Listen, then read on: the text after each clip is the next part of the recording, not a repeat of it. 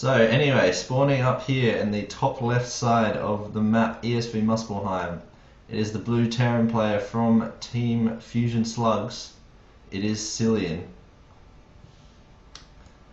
And spawning down here in the bottom right side of the map, it is our red Protoss player from Team Knight, who's playing random but has random Protoss. It is Fate. And what has Cillian? Cillian has got Terran. Oh no, Fate's the random, I thought. Fate has received Protoss. So we're going to have a PBT. Awesome. We are, and I'm going to quickly update my scoreboard so that it's all coherent while the players begin. And we are into the first match in the grand finals. I'm excited. Are you excited? I'm pretty excited, yeah. Do you think we can get more viewers than IEM? I think that should be our aim. Well, I mean, they've only got Tasteless and Artosis casting at the moment, so I think we're in with a shot. Yeah, definitely. I mean, Tasteless and Artosis, two of the most unpopular casters, definitely. Yeah, for sure, man, for sure. And of course, we've got better players. Oh yeah, that's it. Who's this MVP guy they're talking about? I've never heard of him. Exactly. It's clearly an egotist. Yeah, that's it. So we got Fusion Slugs as well, and Team Knight. Two of the best teams there are going around at the moment. That's why they're in the grand finals. So we do see the scouting probe from Fate coming in here, trying to harass that SCV building the barracks, but it is going to be pushed away. Yeah, it was a good reaction there from Cillian to pull that SCV, because it's always a very frustrating experience if your SCV actually does die to the probe, or you have to pull it and stop it from making the barracks. So he had a good reaction there. And looks like he's going to scout with that worker as well that he's currently got chasing the probe. Does look that way. For our Protoss player, we do see a pretty standard one gate, one cyber going down. He's taking his first gas. I see the orbital on the way for our blue Terran player. So what do you think we'll see here from Cillian? From Cillian, it looks like it's going to be, it's definitely going to be a fast expand, just a 1-raps expand. I like the choice, it's a good map for it, and our Protoss player is going 2-gate though, so I'm not sure if he's planning to put some pressure on here, with some maybe some dual stalker pressure, or 3 stalkers. That would be quite nice against the 1-raps expand, especially if there's no bunker. So we're looking for that bunker from Cillian. And Fate is going to come in and see that that expansion is being built as he is chrono boosting out that warp gate and also that stalker. So we could see some sort of pressure here. As you said, it does look like that might be the case. Yeah, so it's all going to come down to the stalker micro, and of course it probably won't do much. There is a bunker. However, he has placed that right next to the rocks, which means the stalkers could attempt to run by, depending on how much DPS there is at the time, how many Marines there are. Yeah, it is an interesting bunker placement, but we'll see what happens here. We see a second barracks going down for Cillian, and he's continually building those Marines. It does look like he might just try and wall that off completely. Yeah, it looks like it, and I'm not sure, it looks like we are going to see some stalker pressure, but I'd like to see it just remain pressure and for Fate to take an expansion here, to be honest. Yeah, I think that would be the safer play. There's a second bunker going down for Cillian as the command center finishes, and we see our first gas guys are about to finish for our Terran player as well. So we can see that for our Terran players, through going for this, he went for another depot when he didn't really need it, and he's also gone for 2 bunkers quickly, has delayed his second orbital quite substantially, and has delayed his barracks and one of his gases if he plans to take 2. So it would have been wiser for him to delay those structures at the front a little bit, however he will completely thwart any stalker pressure. That is true. He does have actually the minerals to be able to build that orbital now if he wanted to. Yeah. But he is building SCVs from it at the moment. For another expansion, I'm not sure. He has got around 400 minerals, but no, it looks like probably not. It's hard to tell at this point. But he has got the minerals for another base if he wants one. We do see the Nexus half done for our Protoss player, so he's expanding behind it. It was just a pressure. He's also getting that robo facility and another 2 gates, sorry, and taking his second gas behind this. And he's pulling back his stalkers, so he's recognised that he can't really do any damage there, and is just going to retreat with them, not lose any units. I do like the idea of the stalker pressure. I think stalker pressure can be quite annoying and quite powerful against a 1-rack 6-fan. Especially, obviously, without the bunker, it can actually force the orbital on the low ground to lift if there's good stalker micro. But Cillian had 2 bunkers up, so it was never really going to do anything, but he has just made it pressure, and he's now going into a more eco build. And we do see 2 more gases on the way from Fate. So he's up to that 4 gas now. The Observer's just left his robo, so he's going to be able to see what's going on all over the map. For our Terran player, we do see a reactor. It's half done on one of the barracks. He's also finished his factory. And so he's up to 4 racks at the moment and is now throwing down a starport as well. And we do see that his delayed gas at the start and putting that wall up isn't affecting him just a little bit. He had to wait to put that starport down. He can afford a reactor on the factory, but he's also had to delay stim, and he's not going to be able to get as many marauders as he wants. He really should consider taking, he's taking another gas at his natural now. I think that's a good choice. But he would have liked to have got that second gas down a little bit earlier. Yes, we do see that starport about to finish. Stim has been started, as well as an engineering bay for our Terran player. Our Protoss player is moving into that Colossus tech with the robotics bay about to finish. And he's taken those gas guys really early and is now throwing down another robotics, so he's going to be looking to get out plenty of Colossus. And our Terran player will need to build Vikings. Yeah, I'd like our Terran player went for a quick 4 racks. Typically, you go for 3 into Starport Factory. So I would like to see our Terran player put some pressure on now, possibly even just slightly earlier. Because you go 4 racks, he's got lots of bio, and the Protoss is going for that fast tech, which is pretty typical of a Protoss player. So I would have liked to have seen some pressure, and I still would like to see some pressure, just to see him at least prod out. Yeah, I mean, as you say, the Protoss is teching early. He's basically got, if we look at the units tab, he's got 3 Stalkers, 3 Zealots, and a Sentry. So if the Terran player did push out, he could theoretically do quite a bit of damage while the Protoss is teching. Interesting, we do see a Colossus on the way, but we also see the Gravitic Drive, the speed upgrade for the Warp Prism being researched, and now Thermal Lance as well. So he is going to look to do some Warp Prism harass, it looks like. Yeah, that's very interesting. I think his plan here is to take that fast third, which you can see has just gone up, and keep the Terran in his base by really putting on the pressure with that Warp Prism. It's a nice idea. It's something done at the very top level. You know, you keep your opponent in their base, you drop them, and in the meantime you expand and tech. And it's a nice strategy. Yeah, I think it's a good one here as well, because if we remember, Cillian had his expansion up well before our Protoss player. So he is a little bit behind economically. So taking that third quicker is going to help to even it out as the game goes into late game.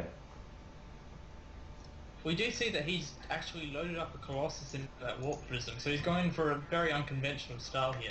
I actually had someone do this to me on ladder yesterday, drop a Colossus in my base, so I think that's because we've been paired against each other about 4 times in a row. He was getting a bit bored, the same games over again. But this is very interesting. It can be effective in killing a lot of SCVs, so we'll see how it goes. I think it actually will be, because the Terran's pushed out with his entire army across the map and has like only a few men at his natural with a medivac, so if he actually chooses to drop this Colossus, and there it is, that could do quite a significant amount of damage. Yeah, I think what the Terran player needs to do here is actually surround with the SCVs, because he doesn't actually have enough men to... Oh, he is going to lift up the Colossus, I think. I'm in the process of disconnecting. No, he is going to fight. Oh no, he's going to lift, but... Oh, there's a Ghoster actually, but yeah, I think he could have fought that, but either way, typically when your army's out of position, you want to surround it. At the same time, we do have an engage here from our Terran player, and I don't think it's a very good one, trying to move up that ramp. That Colossus at the back is getting focused down, but it is going to get some damage off. Nice EMP going down, but it did need to, our Protoss player did need to micro that Colossus back a little bit better, so the Terran is going to do quite a bit of damage here. We do see that Warp Prism with the Colossus on its way back, but I think Cillian might be able to actually just end the game here, and there is the GG.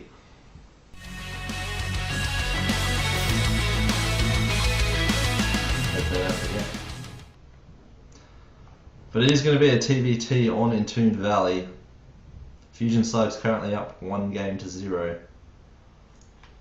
And spawning down here in the bottom left side of the map, it is our red Terran player. He's representing Team Knight, and his team is down by 1 game. It is Faith Hunter. And spawning up here in the top right is the blue Terran player from Team Fusion Slugs, taking the first game in emphatic fashion. It is Cillian. I'm immediately going for Cillian because Faith Hunter, even though he's really nice, obviously, he forgot his hospital. So, I'm going for Cillian. And you can go for Faith Hunter. Well, it has to be even, we can't be biased, so... Okay, fair enough. I just want to see a good game. Yeah, well that was Faith Hunter's sentiment as well. Yes, that's true. I'm expecting, I think the best openings for TVT in this on this map are fast expands. But of course, gas openings, one-base gas openings are all very strong. So it's too hard to tell at this point what they're going to go. But say for example they go Banshees. Banshees aren't necessarily that great on this map because they get trapped very easily between the natural and the main, and they have no escape route because there's not much dead space around the main. No. Or the natural for that matter. So Banshees aren't that great of an opening. Well, this is quite a large map, so I do expect to see a macro star. Something interesting, Faith Hunter is scouting after his barracks was put down, whereas Cillian chose to scout straight away, so his barracks is slightly slower, but we do see a gas being taken for Cillian, so it won't be that gasless expand. Still yet to see. With the earlier scouting, it basically comes down to if you scout after the barracks, typically there'll be a marine out by the time you get there, and possibly be walled as well. Whereas we can see Faith Hunter will actually get into the main straight away with no wall. Just manages to get in, and then there's the wall and the marine on the way, so that SCV's life is short-lived. He is going to fall victim very, very soon. But he's going to see that gas geyser, which is important. Yeah, seeing the gas is very important. It doesn't tell you that much. Still don't really know what they're going to do, but it's almost definitively going to be factory tech or starport tech. So you know it's pretty much Hellions or Banshees. The only other thing it can really be is marine tank pressure. So that's probably what we're going to see. And there is a second barracks actually, so it looks like it might be bio pressure. And Faith Hunter does get first blood. His SCV is doing its best to survive, but there it goes. So we do see an expansion on the way for Faith Hunter. He's playing that gasless expand, but he's now taking 2 gas geysers off of this. Yeah, well I think that's a good decision. I think when you're playing against a one-base Terran who's taken gas, the best decision is to go double gas yourself, because if you expect Banshees, you want to get those Vikings out immediately. Whereas if you scout someone who's 1 ranks expanding as well, I'd say it's better to go straight to 3 racks. But yeah, it's up to you, and it depends on what you scout. Yes, that expansion is about to finish for Faith Hunter, and we do see a factory about to finish for our blue Terran player Cillian. He's taken his second gas as well, but he's definitely one-basing it, so he's going to look to hit some sort of timing. Yeah, it looks like he's waiting for the starport, so it could be, it could be tank marine, because he's got double barracks, so that would lend itself to that there's tank marine, but it could just be Banshees. We'll have to wait and see. It's looking like tanks at this point. We'll have to wait. We'll have to see what he does with this tech lab. He is moving his barracks for some reason. And a nice scan, very nice scan. So he's seen the starport, he's seen the tech lab that he's also now seen, he's researching if he's paying attention. Yeah, that's a good pickup. He still might suspect Banshees, he might not have been watching them, but if he saw that, yeah, he knows it's tanks. Of course, you could just start the research and then cancel it and switch, but at this point I don't think that's worth it. And it is not Banshees, he's putting the reactor on that starport, so it is going to be a marine tank timing. So I think what Faith Hunter needs to do at this point is get either his own tanks or get Medivac Marine Marauder out. It looks like he's going to go for his own tanks. I like that decision a lot, because even if Cillian has say 2 to 3 tanks when he pushes, if Faith Hunter has just one tank, he'll probably be able to hold, provided it has siege mode. Yeah. I mean, it's very hard to break into a siege line with your own tanks, even if you have more of them. And we can also see, yeah, you can see he's mixed in the Marauder, so he obviously does suspect tanks. And there's no indication at all he suspects Banshees, so he probably did catch the research there. He'll probably will see a single Viking or a single Medivac as well. And we do see one Medivac on the way for our blue Terran player, which makes me wonder if that reactor was really worth it. No, typically when you do this build, you do just produce off of a starport without a reactor, so it's a bit unusual because you can see he can't afford to get the tanks as well. He did take his second gas quite late as well, so this build just needs some slight revision. And probably we'll see that as the push commences, once he gets to the base, he'll actually start floating minerals, although he has expanded. So it's not going to be an all-in, but he's going to try and... I think he's going to try and hit a timing. I would encourage that he tries to hit a timing, otherwise he's just going to be behind. Yeah, if he doesn't hit a timing, he's in a bit of trouble. And there's still, like, Stim isn't even anywhere near done for Faith Hunter, so with 3 tanks to 1, he could still be in a good position. Of course, he hasn't got 2, because he did delay production of a 3rd. But I agree that he should push at this point, or at least try. There is siege mode done for Faith Hunter, though, and there is a second tank, so... Yeah, no, this push won't work. No, it's going to be very difficult for him, but he is pushing out to the centre of the map right now. He could, with those Medivacs, maybe try and elevator around into the main and try and bypass that tank line altogether. Yeah, that's not a bad idea, and then he can siege tanks in the main as well. Yeah. He's got 2 Medivacs, so he can't quite lift everything, but he can lift almost everything. Faith Hunter, you know, he's got a missile tower going up, so he's obviously aware that this is a possibility. And I think he's got a Viking as well, so we'll see what happens.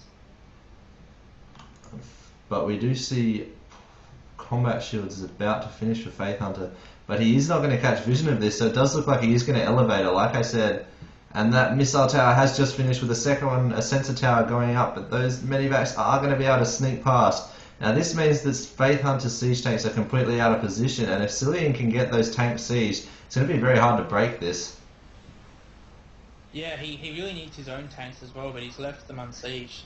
I think what he needs to do is just slow push this with Vikings or win it with his SCVs at the front.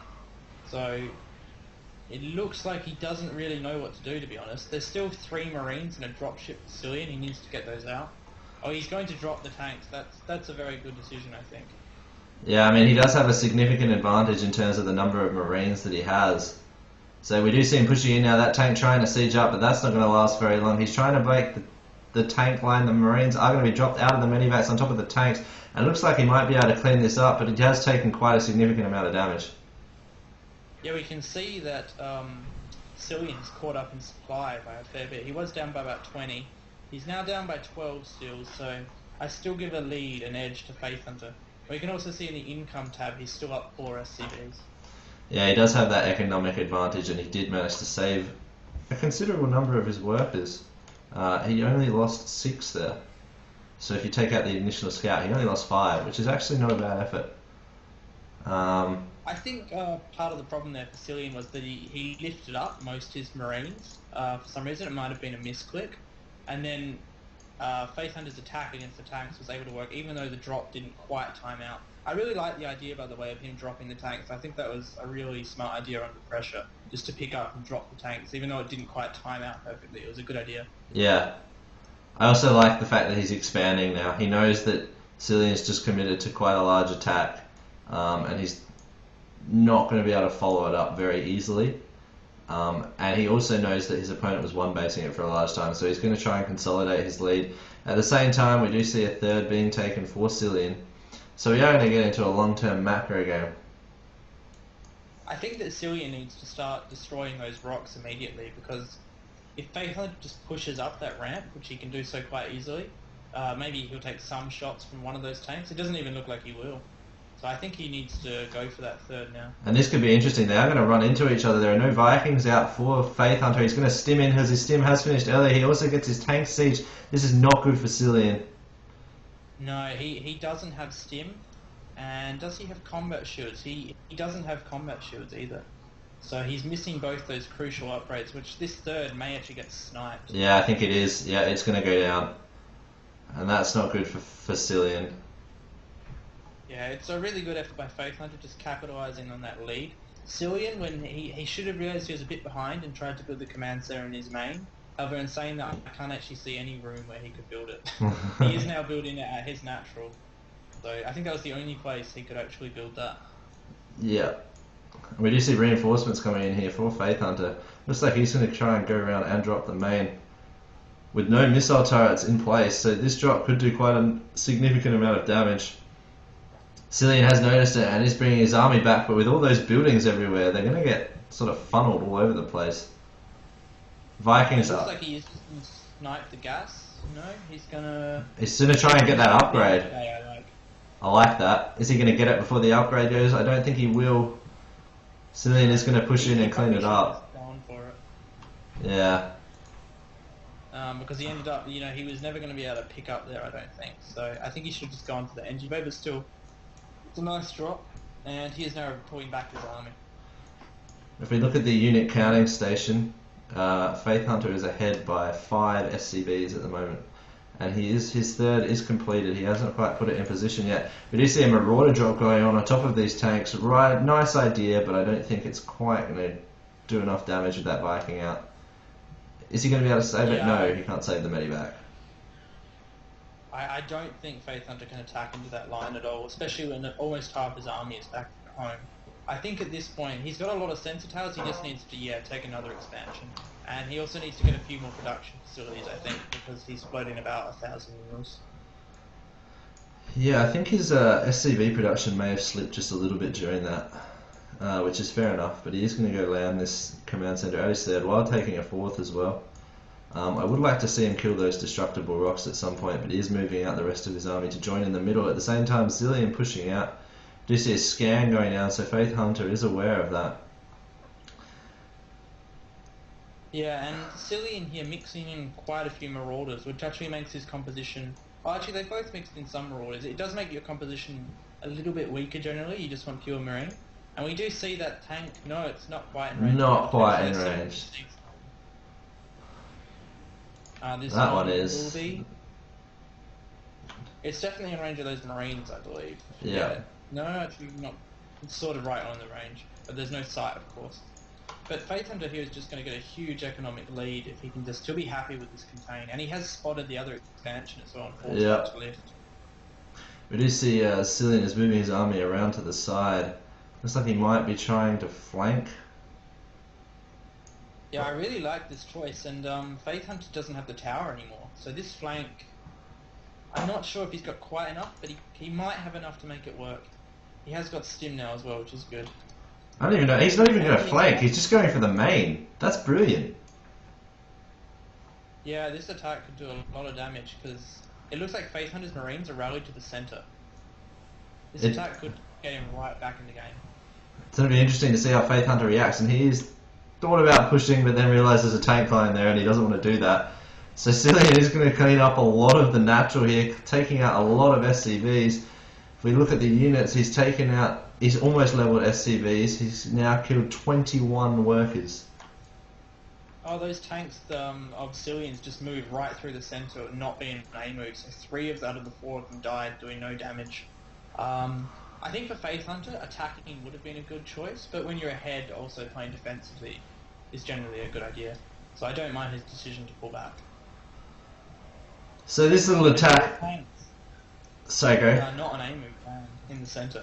He's lost about 5 tanks in the centre to the 2 tanks there because they haven't been on A move. A little bit sloppy from our Blue Terran player, but he did do a little bit of damage there, but I don't know if he's quite got himself back into the game. He's levelled out the SCV count, but he is still a little bit behind on supply, so his army is weaker. If he'd managed to not lose those tanks, he might have actually been even. And he needs to pull, Faith Hunter needs to pull those tanks back now, or no, he is going to lose both of them. Looks like his army just slightly too late. We do see a stim here, and I think Faith Hunter has more than enough. He's got a lot of Marines here, which is going to mow through those Marauders, and yes, we do see the entire army of Cillian getting wiped out there. Yeah, that was not good for Cillian. He is now down, what will be 65 supply. So it's a fairly big supply week for Faith Hunter. And he has spotted that expansion again because he's left a Marauder in position there. So it is going to be 3 base against 4 base. However, in saying that, Faith Hunter is only now just retaking his natural. I also see an upgrade advantage for Faith Hunter. He has that +2 weapon upgrade to Cillian's only +1. So there's 2-1 to 1-1, and it looks like Faith Hunter is going to try and push in here.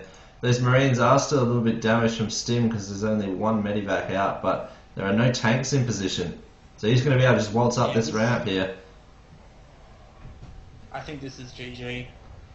It looks like Cillian just does not have enough, and it's possibly because he lost those 4 tanks in the center. Yeah. He would have been able to hold this if they were in siege mode.